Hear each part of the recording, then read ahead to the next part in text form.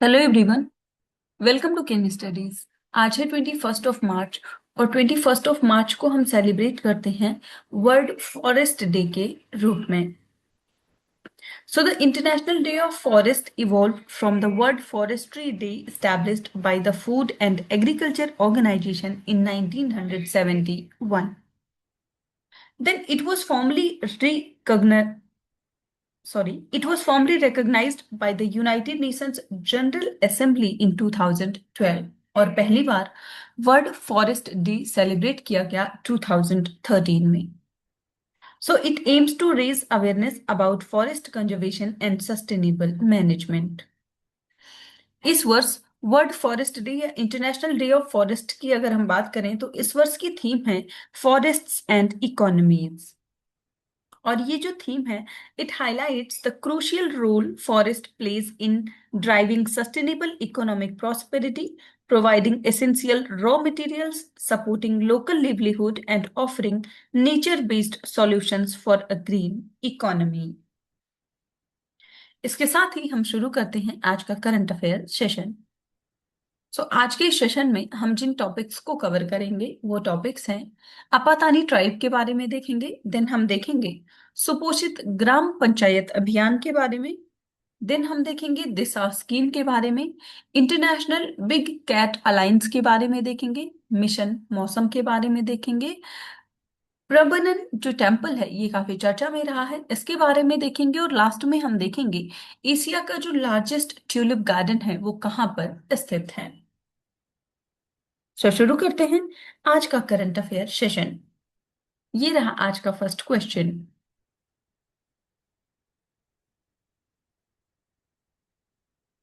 Apatani tribe, which was in the news recently, can be found in which of these states? यहाँ पर आपसे पूछा जा रहा है कि हाल ही में खबरों में रही जो आपातानी जनजाति है वो भारत के किस राज्य में पाई जाती है। आपके ऑप्शंस हैं अरुणाचल प्रदेश, हिमाचल प्रदेश, उत्तराखंड या फिर Sikkim.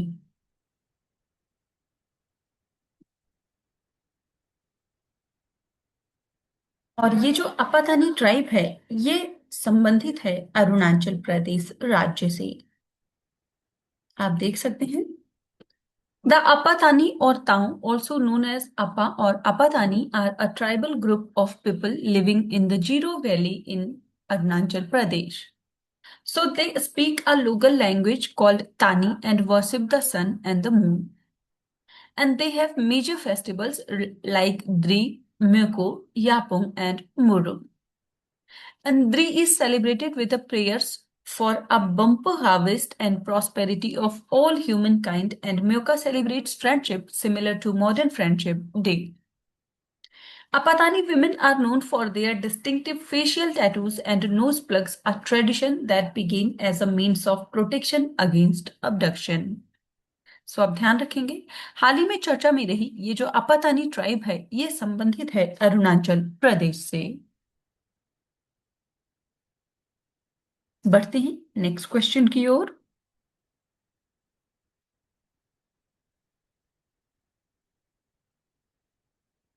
Which among the following have launched सुपोषित ग्राम पंचायत अभियान? यहां पर आपसे पूछा जा रहा है निम्नलिखित में से किसने सुपोषित ग्राम पंचायत अभियान को शुरू किया है। आपके ऑप्शंस हैं ministry of rural development, ministry of Panchayati Raj, ministry of women and child welfare या फिर मिनिस्ट्री ऑफ एजुकेशन।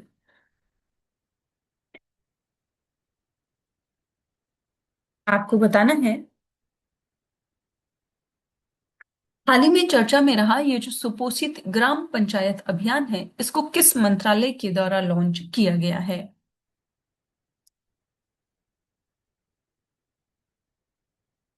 और इस क्वेश्चन में आपका करेक्ट ऑप्शन हो जाएगा ऑप्शन सी। इसको शुरू किया है ministry of women and child welfare ने। आप देख सकते हैं।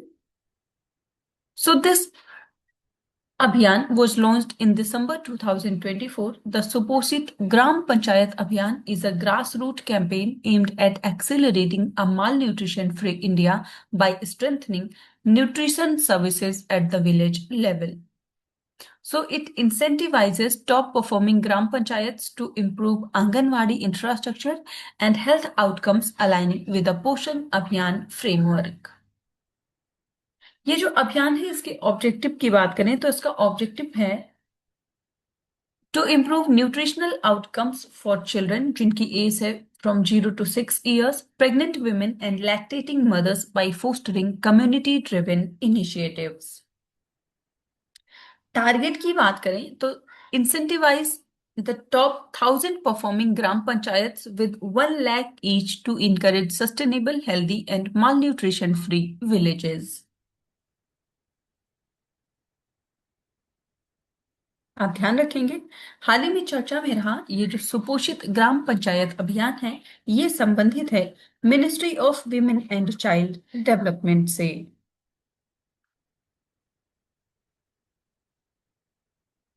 बढ़ते हैं नेक्स्ट क्वेश्चन की ओर।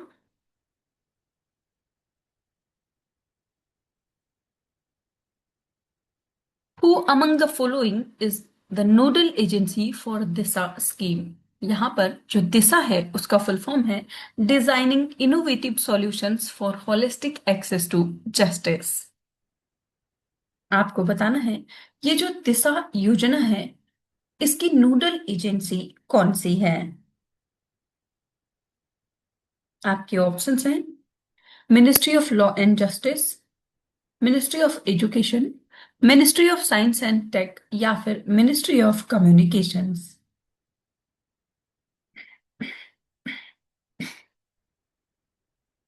बताना है हाल ही में चर्चा में रही ये जो दिशा स्कीम है इसकी नोडल एजेंसी कौन सी है?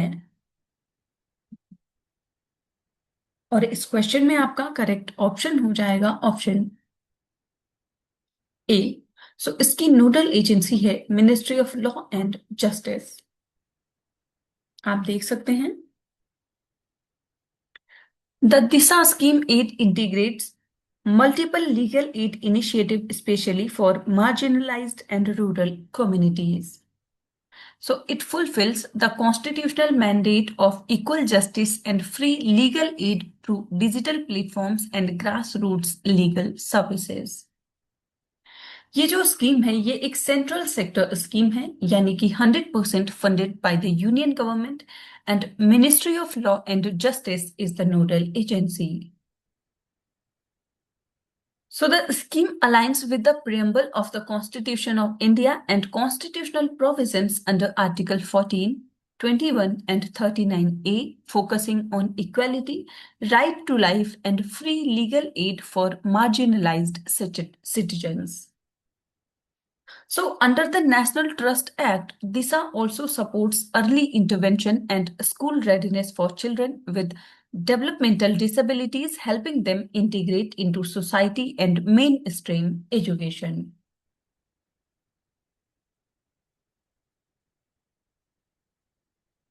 आपने देखा कि ये जो स्कीम है दिशा इसका एम है प्रोवाइड करना citizen centric access to justice and ensure early intervention for children with developmental disabilities, promoting inclusion, empowerment and holistic development across India. ये साथ ही प्रोवाइड कराएगा free legal aid and pre litigation advice to marginalised citizens, improve करेगा awareness of legal rights and facilitate citizen engagement with the justice system. साथ ही ये empower करेगा और काउंसिल करेगा, साथ ही स्किल प्रोवाइड करेगा ताकि सपोर्ट किया जा सके चाइल्ड डेवलपमेंट को। बढ़ते हैं नेक्स्ट क्वेश्चन की ओर।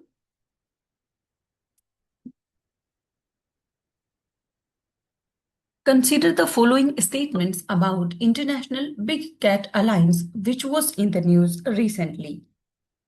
यहाँ पर आपसे पूछा जा रहा है हाल ही में खबरों में रहा जो इंटरनेशनल बिग कैट अलायंस है उससे संबंधित कुछ कथन दिए गए हैं जिन पर आपको विचार करना है। फर्स्ट स्टेटमेंट है, it was launched in April 2023 during the 50th anniversary of the Project Tiger.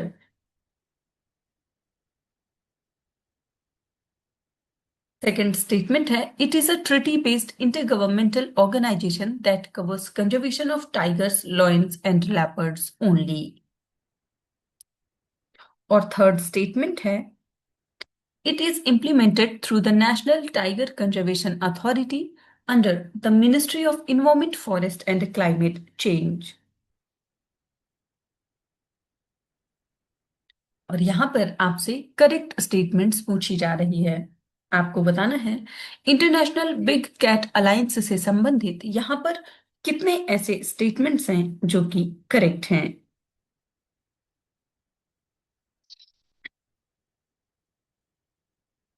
और इस क्वेश्चन में आपका करेक्ट ऑप्शन हो जाएगा option B.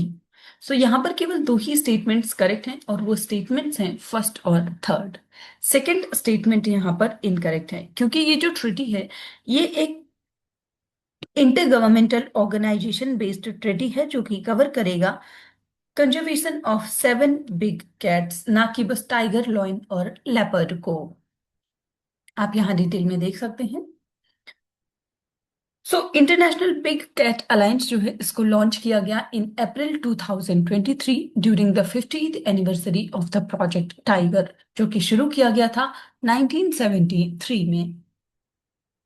So it brings together 95 range and non-range countries, conservation partners, scientific organizations, and corporates to promote collaboration and share conservation practices. It is implemented through the National Tiger Conservation Authority under the Ministry of Environment, Forest, and Climate Change.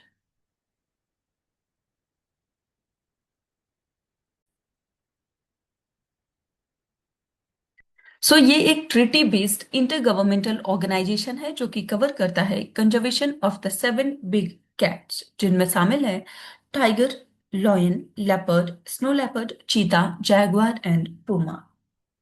So the primary objective of the alliance is to facilitate collaboration and synergy among stakeholders, consolidating successful conservation practices and expertise to achieve the conservation of big cats at a global level. So India ने host किया first ever global big cat summit in New Delhi और इसका आयोजन किया गया था फरवरी में।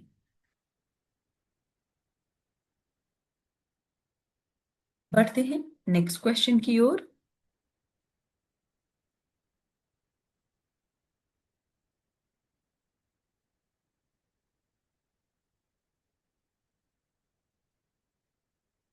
Consider the following statements about Mission मौसम which was in the news recently.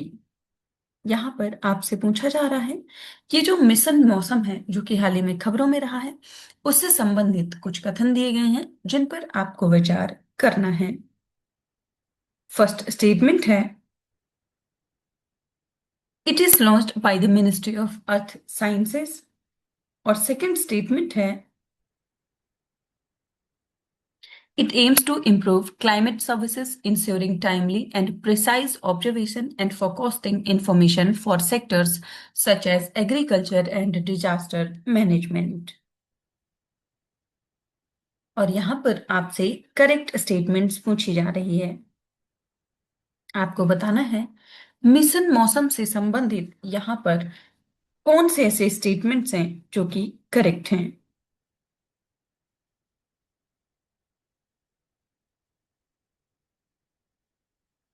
और इस क्वेश्चन में आपका करेक्ट ऑप्शन हो जाएगा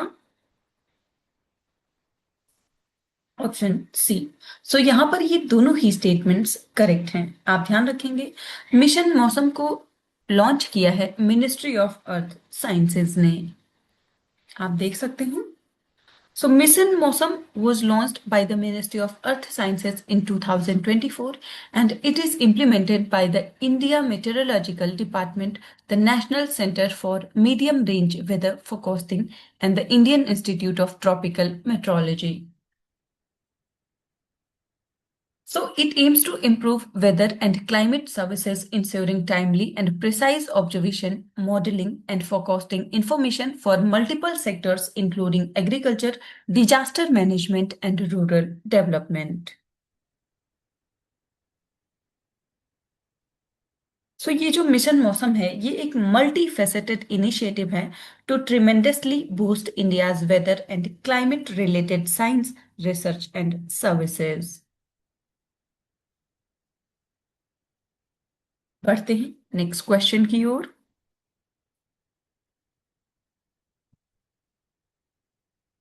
Pravanan temple that was recently seen in the news is located in which country? यहां पर आपसे पूछा जा रहा है ये जो प्रवानन टेम्पल है जो कि हाल ही में काफी चर्चा में रहा है ये किस किस देश में स्थित है। आपके ऑप्शंस हैं साउथ अफ्रीका, चिले, जापान या फिर इंडोनेशिया।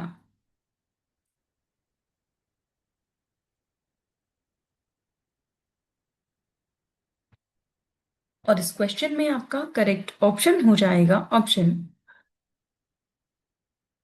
डी। सो ये स्थित है इंडोनेशिया में। आप देख सकते हैं so recently India and Indonesia have partnered to restore the Prambanan temple complex in Yogyakarta, southern Java. So Pravanan is the largest Hindu temple complex in Indonesia, located in Selman region. It is locally known as Roro Jorong, meaning Temple of the Cylinder Virgin, and the temple was built in the 9th century by the Sanjay dynasty. It is dedicated to the Hindu Trimurti, Brahma, Vishnu, and Shiva, and the complex remained buried for centuries and was rediscovered in the 19th century. Then it was declared a UNESCO World Heritage Site in 1991. सो आप ध्यान रखेंगे हाल ही में चर्चा में रहा ये जो प्रवानन temple है ये स्थित है इंडोनेशिया में।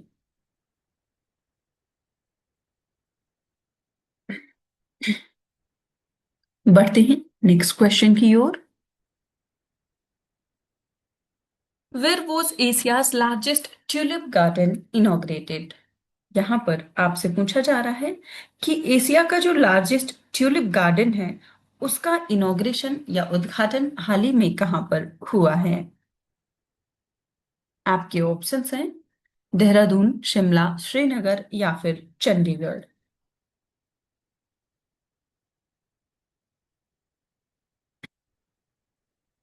और इस क्वेश्चन में आपका करेक्ट ऑप्शन हो जाएगा option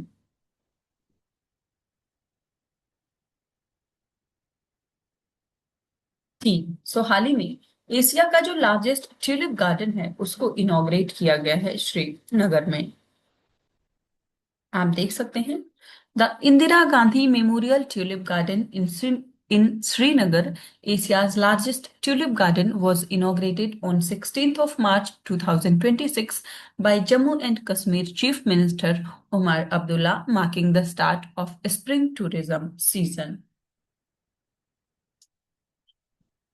So the garden is spread over 74 acres at the foothills of the Jawarwan range overlooking Dal Lake. It features over 1.8 million tulips across 70 to 75 varieties, including imported varieties from the Netherlands.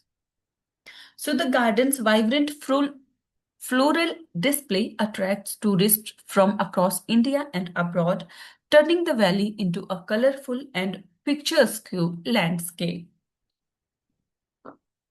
सो आप ध्यान रखेंगे हाल ही में चर्चा में रहा जो Asia का largest tulip garden है उसको इनॉग्रेट किया गया है श्रीनगर में।